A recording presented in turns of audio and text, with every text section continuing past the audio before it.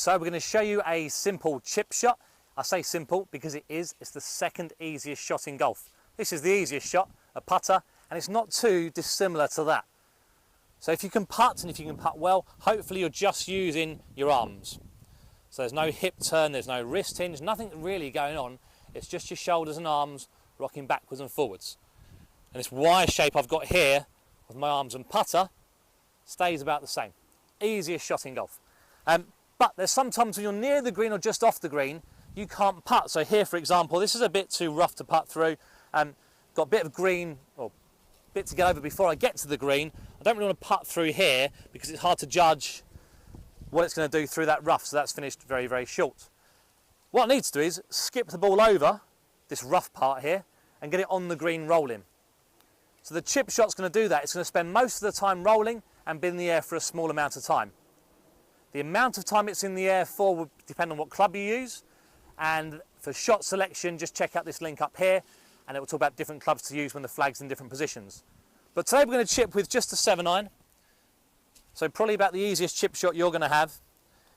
And because it's a 7-iron and we're near the green, it's going to require a very small swing. Again, the smaller the swing, the easier the shot's going to be. So that's a good thing, especially for beginners out there. So I've got a 7-iron. It's not going to go too high. There's not much loft on a 7-iron compared to a wedge. There's nothing to go over. I've not got a bunker to go over. I've gone past that, let's say, for this tee shot. I've just got to get over this roughy edge of the green here. So 7-iron is going to be great for that.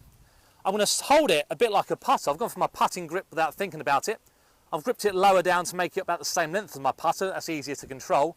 And the swing of my arms is going to be about the same as a putting stroke. So not much going on. Depending where the flag is, you'll swing the club further back, but you're never going to hinge the wrist. That's pitching. So a chip shot is going to be no wrists, swing it a bit like a putter. To get a good contact on the golf ball though, I'm going to need to make a couple of changes in my setup. So first thing I want to do is narrow my stance. That's going to help me have a small turn, which unlike putting and this chip shot, we're going to need a little bit of.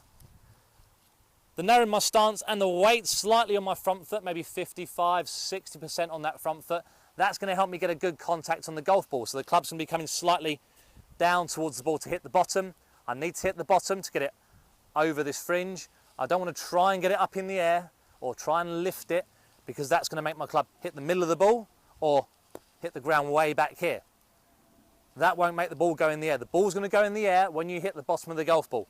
So to get in a good position to do that, narrow stance, leaning slightly forward. I've got the ball in the middle of my feet for a simple shot here. And apart from that, I'm going to swing it just like a putter. Now, my body's turning here because of the narrow stance and the length of the swing. And that's a good thing. So small shot with a 7-iron. It's going to skip over the part of the rough here and roll up near the flag. So narrow stance, weight slightly forward, swinging it like a putter.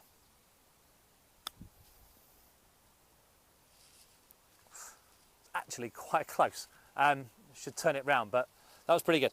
So very small swing. It's a putting style swing with a different setup. And you can change clubs. You can go to your wedge, your 9-iron. They all do different things. But again, check that video and that will tell you when and where to use what club. But as for the swing, not a lot to it. If your putting's decent, you'll be fine at chipping with a slight tweak in your setup. Hope that helps. But any questions, as always, feel free to leave some comments down below. We'll see you soon.